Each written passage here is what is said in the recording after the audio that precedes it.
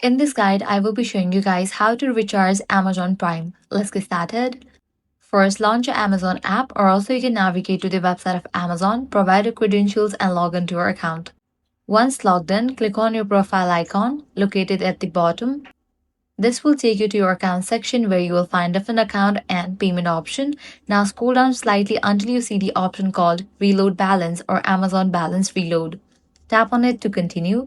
Here, Amazon will show you several present amounts you can instantly add to your balance. Or you can enter your custom amount manually if you want to recharge a specific value.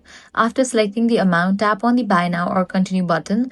Then you'll be asked to choose your preferred payment method such as debit card, credit card, net banking, or other available payment options. Once the payment is completed, the balance will instantly be added to your Amazon account and you can use it for shopping, subscriptions, or other Amazon services. You can also return to this section anytime to check your current Amazon balance, manage payment settings, or set up auto reload options if available in your region. And that's it. That's how you can easily recharge or reload your Amazon account balance using the Amazon app. If this guide was helpful, do not forget to like, share, and subscribe to our channel. Thanks for watching.